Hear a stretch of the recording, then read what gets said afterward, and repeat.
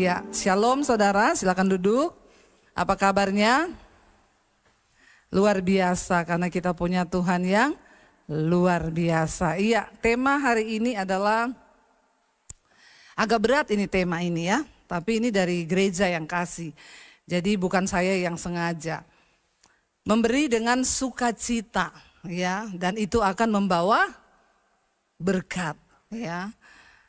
Amin, cuma satu loh. Kalau sudah dengar kata memberi ini berat memang ya. Ya, ini aduh agak-agak ini memberi dengan sukacita. Kalau namanya memberi itu sukacita enggak? Menurut saudara kalau memberi itu sukacita enggak? Sukacita atau dukacita? Ya. Jadi temanya memberi dengan sukacita membawa berkat. Saya pengen kita baca 2 Korintus pasal yang ke-9, ini juga ayat dari Gembala yang kasih ya. Tapi firman Tuhan itu walaupun keras, pedas, menampar, tapi itu adalah firman, amin. Ya, dan itu akan menyelamatkan jiwa kita, saya percaya itu saudara.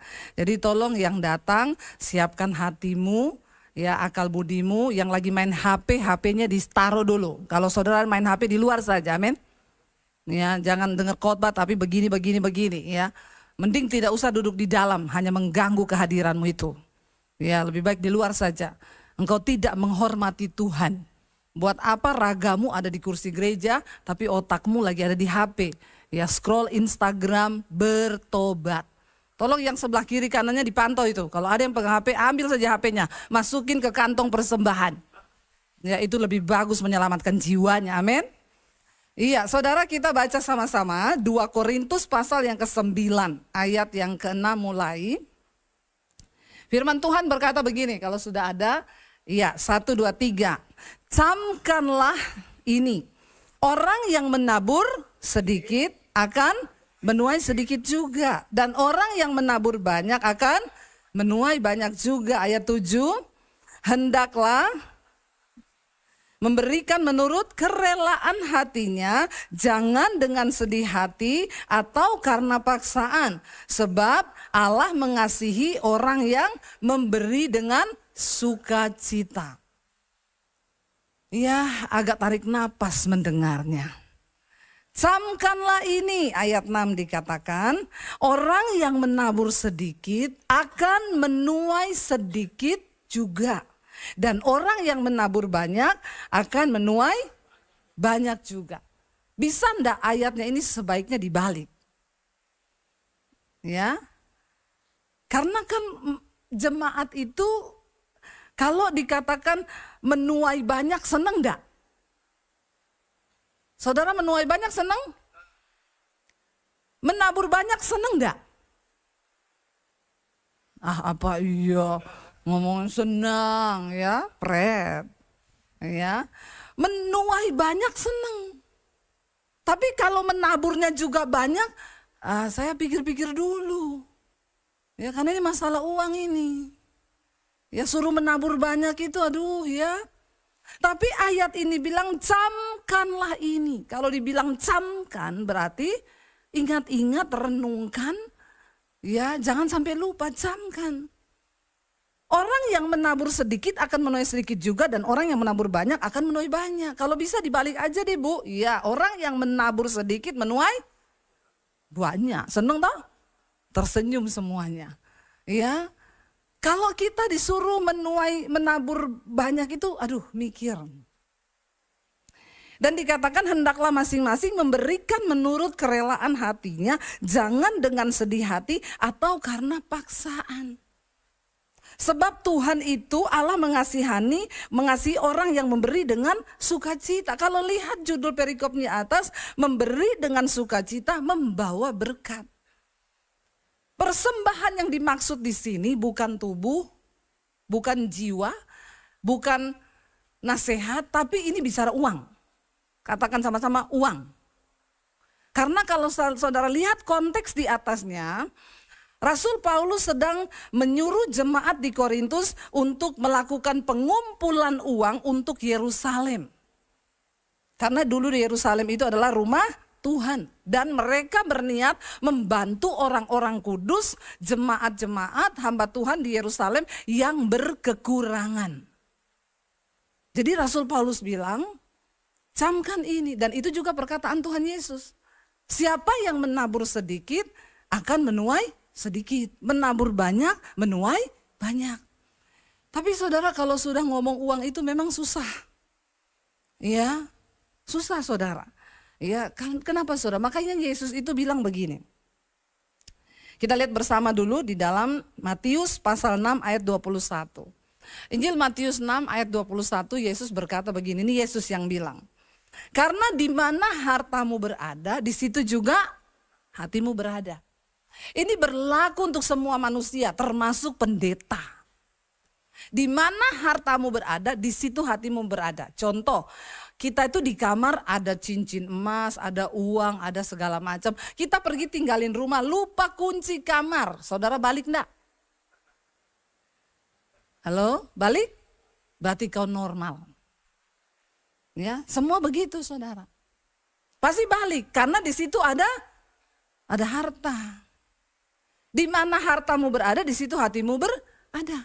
Nah Yesus bilang begini, untuk menyiasati supaya kita nggak terlalu terikat dengan harta dunia, Tuhan Yesus bilang ini, kumpulkanlah bagimu harta di sorga. Supaya hatimu juga ada di sorga. Ya, banyak-banyaklah menabur.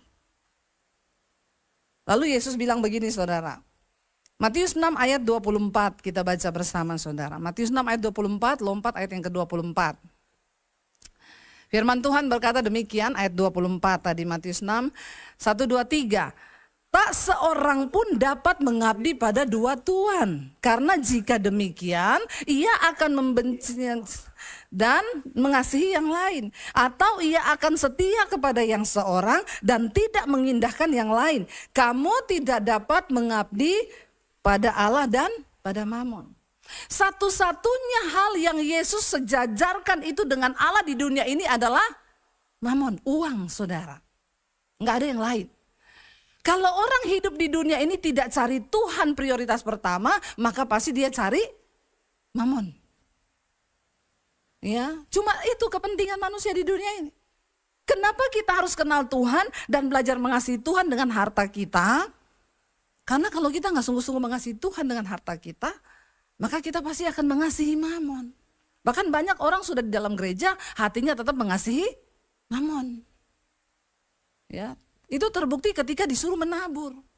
Kita lagi membahas menabur dengan sukacita membawa berkat. Kenapa saya bawa ke sini dulu? Kita nggak akan pernah mungkin bisa menabur banyak dengan sukacita kalau paradigma kita tentang uang tidak dirubah. Amin. Ya, uang nggak dibawa mati, tapi nggak ada uang bawaannya. Tahu ya? Uang tuh nggak dibawa mati, tapi nggak ada uang bawaannya mati. Uang bukan segala-galanya Bu, tapi segala-galanya butuh uang. Ya, kita kalau berhenti di pinggir jalan apa di rest area itu toilet saudara. Satu kali saya pernah ditulis toilet buang air kecil 1.500, buang air besar 2.000. Ada orang keluar saudara, ya Mas ini uangnya 2.000, saya tadi buang air kecil. Wah saya enggak ada kembalian Mas 500. Ya udah kalau gitu saya buang air besar dulu deh. Ya walaupun enggak kebelet tapi sayang ya namanya juga 500 itu duit loh ya. Walaupun enggak kebelet dipaksa-paksain karena 500 saudara. Yang namanya uang itu saudara, orang itu sekarang aduh ya uang itu hitungannya setengah mati. Tapi banyak orang tidak mengerti bahwa ini kunci kita diberkati Tuhan. Kalau kita genggam uang kita, ya mungkin saudara, kita rasa kita dapat semuanya. Tapi ketika tiba-tiba hilang buat apa? Ya anak sakit, ya ini rusak, itu rusak, rumah rusak, mobil tabrakan. Itu belalang pelahap. Kemarin saya pelayanan di Makassar, saya ketemu beberapa pengusaha dan kami ngobrol soal hidup menjadi berkat saudara. Lalu ada pengusaha yang tanya sama saya, kan saya bilang begini, dalam hidup ini kita terima uang berkat, itu tidak semuanya roti untuk kita makan, tapi di situ juga ada benih untuk ditabur. Jadi berkat yang kita terima ada roti, ada benih, kalau roti silakan makan, Tapi kalau benih jangan dimakan, nanti kau sakit perut. Ya, tapi orang Kristen semua dimakan, pikirnya biar kenyang. Ya padahal benih itu harus ditabur. Lalu ada satu pengusaha yang tanya, Bu sekarang saya mau tanya, bagaimana kita bisa membedakan ini benih, ini roti? Saya bilang kembali ke Alkitab aja, setidaknya keluarin dulu 10%. Nggak usah kau cari-cari ayat, di perjanjian baru udah ndak perpuluhan kok, itu orang pelit begitu itu. Kenapa kita dilatih per 10? Seper-10 itu cuma latihan, kita ini mau nggak memberi, menabur. Sebenarnya yang kita punya itu 100, Tuhan punya 100%, bukan 10%. 100% milik Tuhan, tapi manusia rakus. Sekarang cari-cari ayat, kan itu di perjanjian lama, perjanjian baru enggak ada. Hidupmu enggak akan diberkati, saudara, percaya saya. Tuhan melatih kita cuma 10%, itu latihan dulu. Itu benih yang harus kau keluarkan, jangan kau makan sendiri. Kau enggak akan menabur, menuai kalau kau tidak mau menabur. Ya, nggak usah tegang mukanya, biasa aja. Giliran ngomong duit semuanya mukanya tegang loh saudara ya. Ini kebenaran saudara. Tarik dulu 10% itu. Lalu saya kasih ke siapa Bu? Enak aja nanti pendeta kaya. Terserah kau kasih kemana, doa. Di mana Tuhan menuntunmu kasih. Yang penting keluar dulu. Melatih kita, melatih daging kita, melatih kalau manusia itu kalau nggak dilatih rakus. Ya, kadang bukan cuma uangnya orang juga mau dimakan. Iya Pak ya? Ya. Saya kemarin ketemu teman, kurus sekali ya sekarang. Iya Bu, kita ini pokoknya Senin sampai Sabtu kita puasa Bu. Pokoknya no karbo, no gula, no ini. Tapi kalau Minggu semua kita makan, termasuk teman, saudara, ya. Kita makan semua. Ini rakus saudara. Kenapa kau nggak diberkati? Karena kau nggak mau belajar. Coba belajar dulu, benih disisihkan. Saya nggak suruh saudara kasih sama saya, nggak usah. Saya sudah ada gaji dari YouTube. Nanti kalau saya khotbah begini tuh Bu Debbie, supaya orang kasih sama dia tuh perpuluhan, pendeta, mata duitan, pret. Saya menyampaikan kebenaran saudara. 1/10 itu cuma latihan daging kita untuk kita bisa keluarin. Berani enggak saudara keluarin itu? Waktu kau keluarin doa, Tuhan nih saya mau kasih kemana Tuhan? Ya, saya mau kasih kemana? Tuhan tuntun saya kemana? Ya tempat yang benar. Kalau hatimu tulus dengan kerelaan dan sukacita, Tuhan akan tuntun kau kok kasih di tempat yang subur. Amin. Benar saudara, ayo kita belajar dulu dari situ. Karena ini rahasia firman Tuhan. Kita nggak mungkin diberkati kalau kita nggak melakukan. Ini soal keuangan. Ya, gadis bijaksana dan gadis yang bodoh itu bicara tentang uang loh. Mereka punya uang tapi mereka nggak beli minyak. Uangnya dipakai untuk hura-hura, untuk apa yang lain. Ya ada juga yang dia tabung. Sampai Tuhan datang nggak dipakai-pakai. Ya, saya lihat kemarin di TV. Ada yang ketangkep itu hampir 1 triliun. Siapa itu ya di rumahnya di bawah kolong tempat tidur ya. 900 miliar apa berapa itu. Hampir 1 T saudara itu baru bilang tidur beralaskan uang. Ngeri ya, ngeri loh saudara ya. Itu uang di bawah kasur itu gila itu. Aduh itu mamon hamba uang itu, kita perlu berdoa buat negara ini supaya para pejabatnya gak rakus, amin. Ya kita berdoa sungguh-sungguh saudara, uang itu jahat, uang itu setan. Kalau kita gak bertobat benar-benar saudara, uang itu bisa bikin orang hancur, bisa menghalalkan segala cara, merusak hubungan cuma gara-gara uang. Ya dikatakan di sini Tuhan bilang kamu nggak bisa. Kalau kau mengasihi uang, kau pasti tidak akan taat sama Tuhan. Kau pasti nggak akan pernah menabur. Saya berkhotbah begini, kenapa? Saya bukan cuma berteori, saya belajar melakukan, saudara. Ya, belajar memberi dengan sukacita dari masih kecil dulu.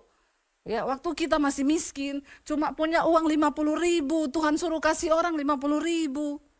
Penjual soto dekat gereja agama seberang datang, anaknya sakit. Boleh gak saya pinjam 50.000? Tinggal 50.000 hari itu. Suami saya tanya saya kita kan uang tinggal 50.000, besok anak susu habis. Ini 23 tahun yang lalu waktu anak saya yang pertama masih bayi. Suami saya bilang begini, dia pinjam 50.000, saya bilang ya ampun kok yo gak 20 loh. Kok dia tahu uang kita tinggal 50.000? Jam 10 malam ketok pintu rumah. Suami saya cari aman, dia bilang aku terserah kau loh ya. Wah ini bahaya saudara. Supaya kalau besok kita nggak ada duit, jangan salahkan saya, dalam hatinya dia begitu. Kalau kau bilang kasih, kasih aja. Tapi kalau kamu ngomong jangan, ya jangan. Pokoknya aku terserah kau. Saya itu berdoa, Tuhan, aduh saya juga butuh uang, cuma tinggal 50.000 lagi besok, nggak tahu mau hidup bagaimana. Nggak ada uang di tabungan, memang waktu itu masih benar-benar miskin. Saya berdoa sesaat, tiba-tiba ayat firman Tuhan bilang kesusahan sehari cukup untuk sehari. Besok itu ada kesusahannya sendiri, enggak usah dipikir.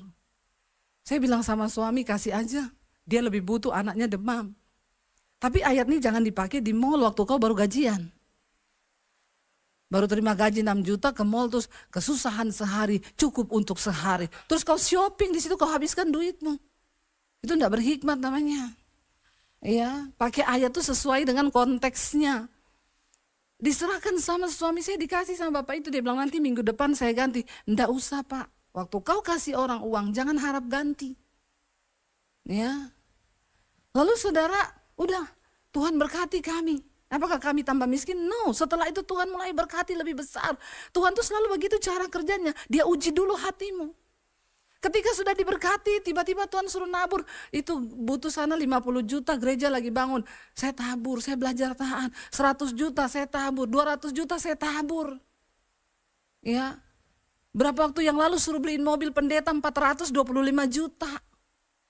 Kami bukan orang kaya yang punya uang puluhan miliar loh di rekening. Saya bersaksi dari mimbar ini kepada saudara. Karena saya bukan berteori, saya mempraktekkan firman Tuhan.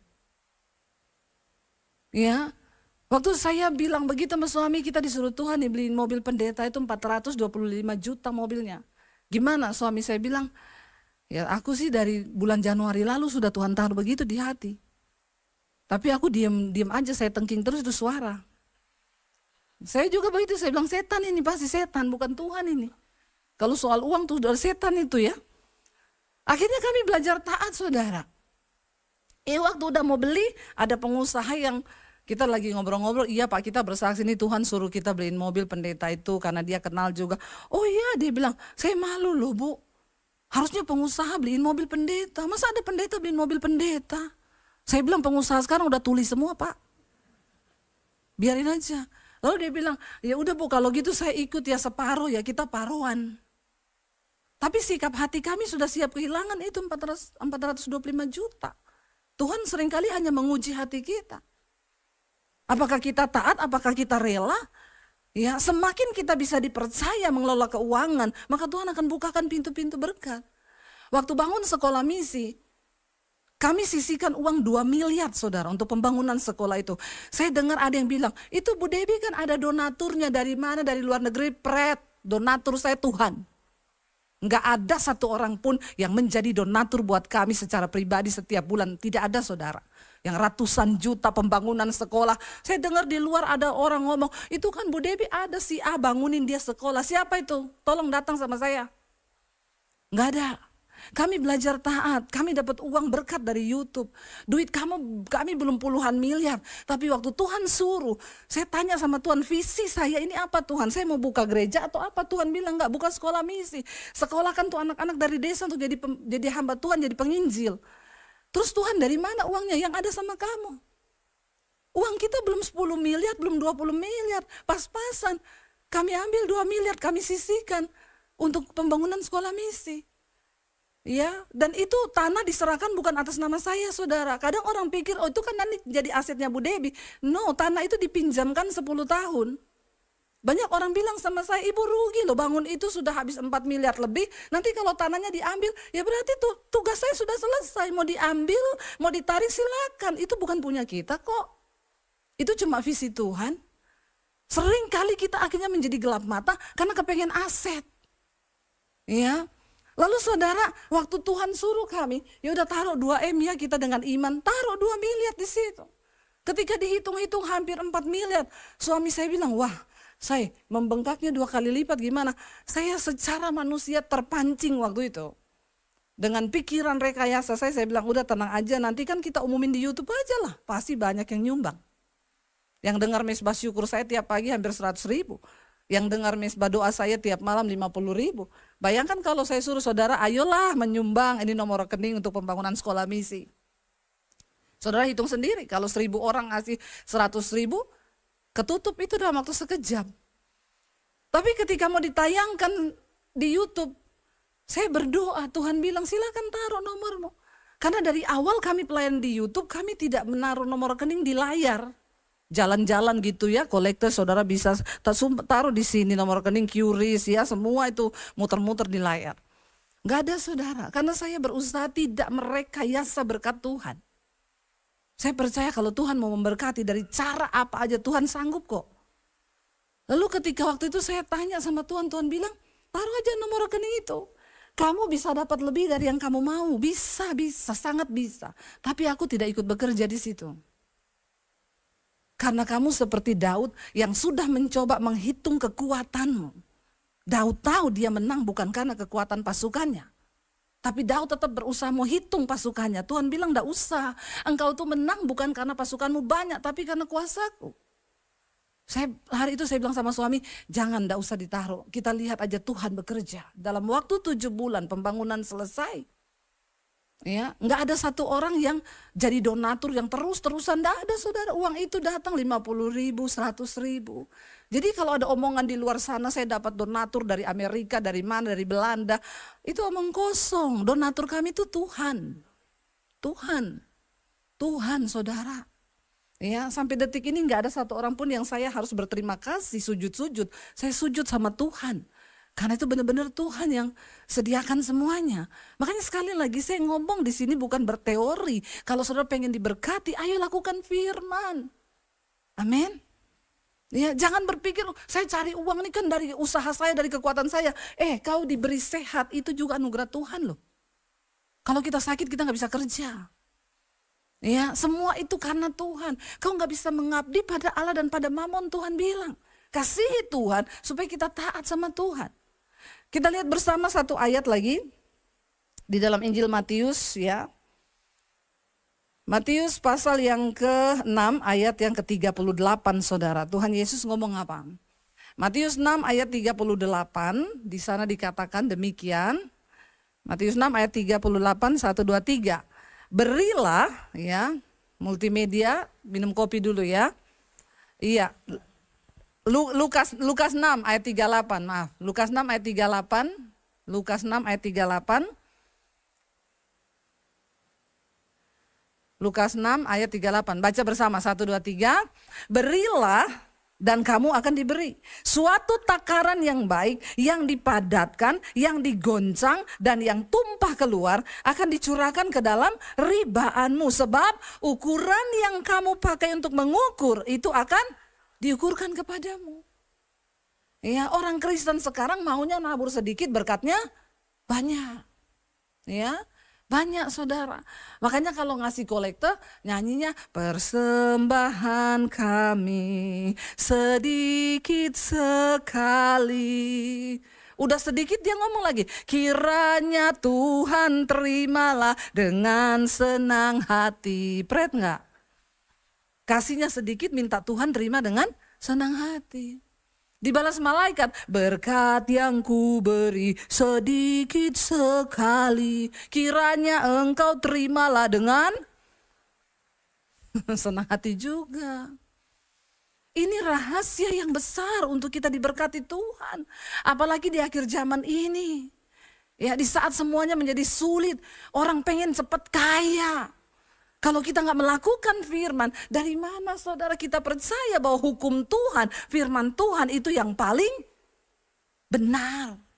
Tidak ada hukum lain di atas hukum firman Tuhan. Dan ini pasti terjadi. Kalau hukum dunia berkata, simpan sebanyak-banyaknya.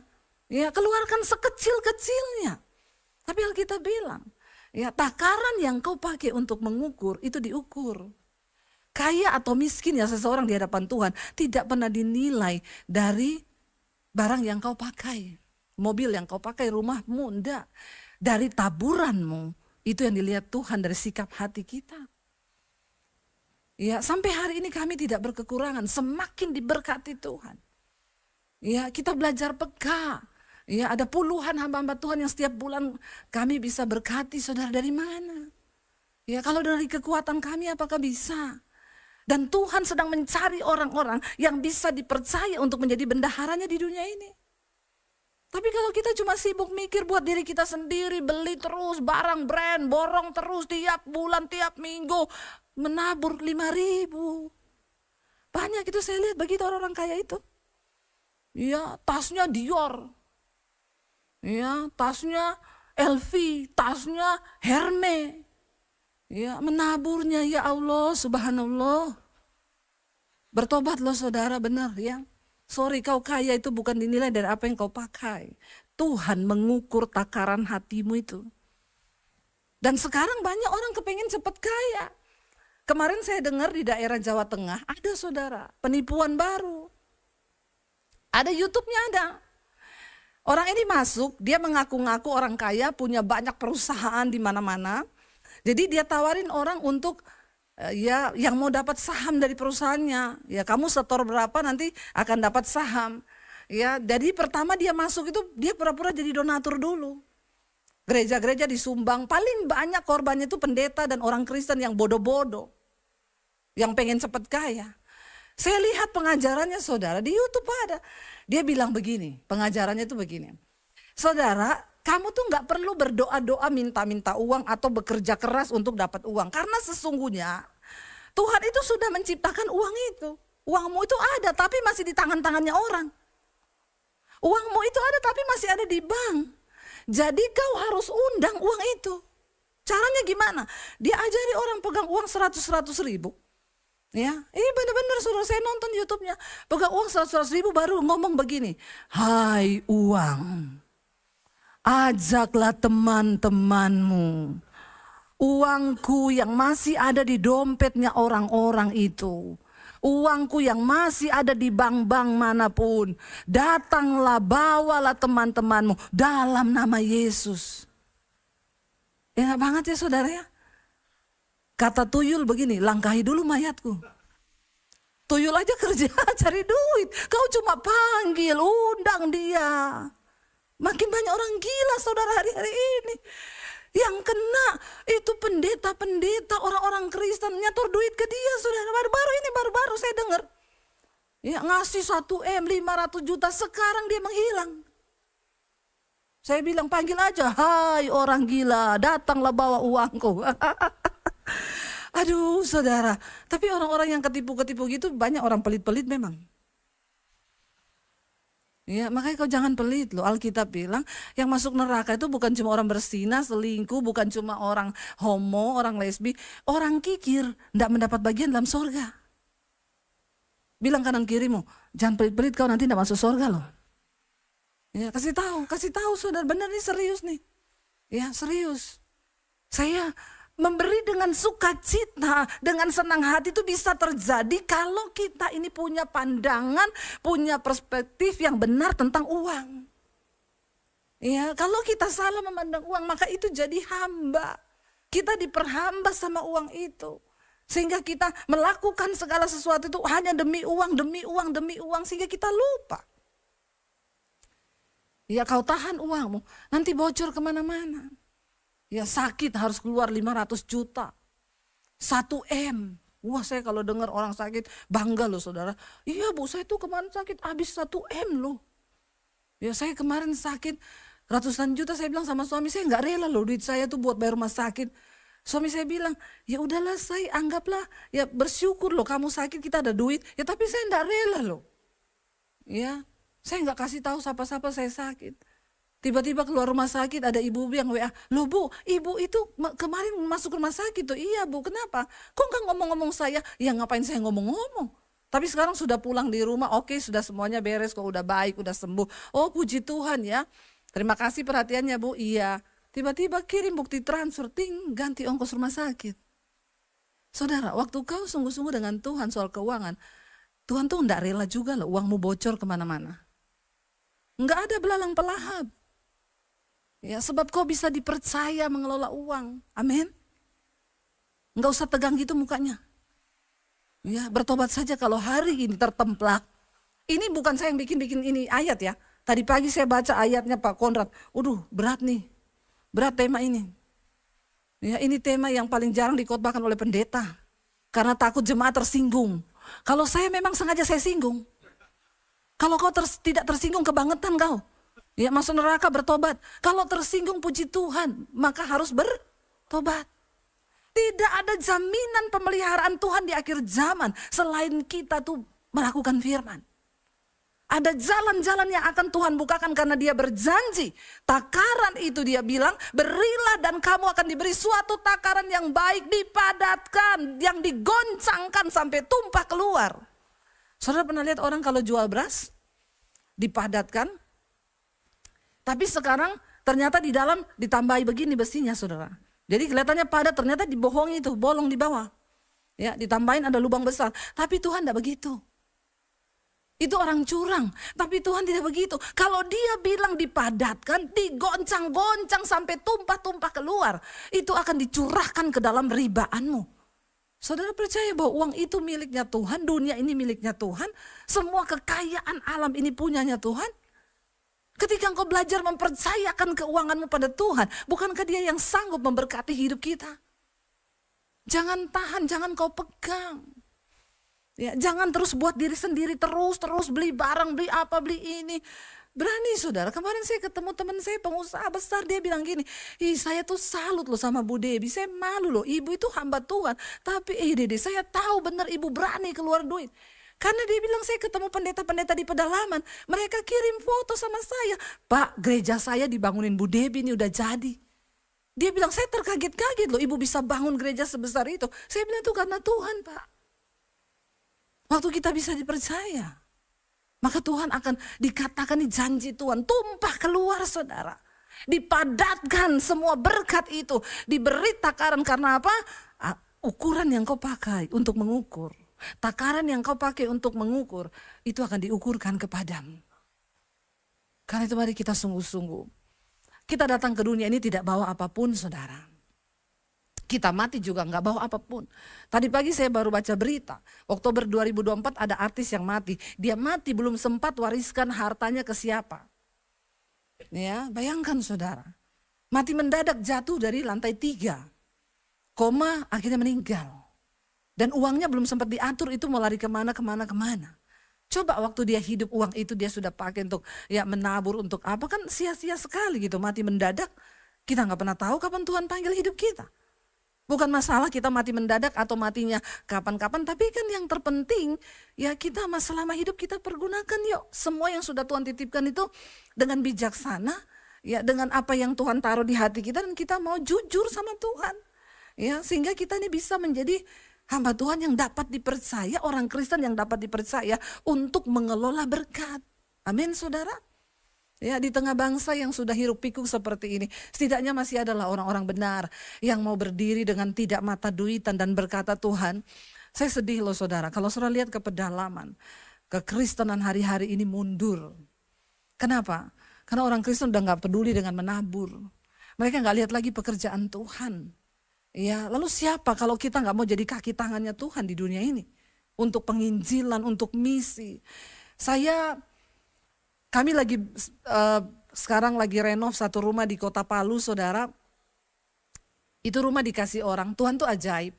Waktu saya pulang ke Palu beberapa waktu yang lalu, saya ajak suami saya. Aku ajak kamu lihat tempat kosku dulu yuk, waktu aku diusir dari rumah. Biar kamu lihat, ya aku tuh pernah tinggal di situ dulu. Kita pergi lihat lah. Ini loh tempat kosku dulu di sini. Tiba-tiba saat kami berdiri di tempat kos itu, di hati saya itu muncul ting, Tuhan taruh. Cari rumah-rumah bekas di Kota Palu ini untuk dijadikan satu pos pelayanan. Ya, nanti Tuhan yang akan menuntun. Lalu saya bilang sama suami, kita cari rumah-rumah bekas di Palu ini untuk kita bikin pos pelayanan. Kenapa? Karena Kota Palu ini adalah kota di mana Tuhan banyak bicara sama saya dulu. Jadi saya percaya ada sesuatu lah, ya udah kita cari ya. Ngomong begitu saudara, nggak berapa lama ada orang WA. Shalom Bu Debbie, saya punya rumah di Palu. Saya pikir dia mau jual rumah ini. Oh iya Bu, kenapa? Saya itu baru 2 minggu dapat khotbahnya Ibu. Tapi saya dijamah Tuhan. Rumah itu sudah lama mau saya kasih untuk pelayanan. Tapi ketemu orang nggak sreg, mau kasih ke sini nggak sreg. Tapi waktu saya dengar khotbah Ibu, tiba-tiba Tuhan tuh taruh di hati, kasih ke orang ini rumah itu. Dia ajak saya ketemu, besok minggu ibu bisa ketemu saya nggak di Pondok Indah? Oke bu, kita ketemu ya. Begitu ketemu, dia udah bawa sertifikatnya, PBB-nya bu, bawa pulang ini. Saya bilang bu, nggak kayak gini caranya loh. Ini harus diselesaikan depan notaris dan lain sebagainya. Nggak, ibu bawa aja dulu, pokoknya please bu. Karena waktu saya dan suami sudah berniat kasih rumah ini ke ibu, itu yang WA kami mau beli rumah itu banyak sekali. Saya takut tergoda. Oh gitu, ya udah saya simpan dulu ya bu.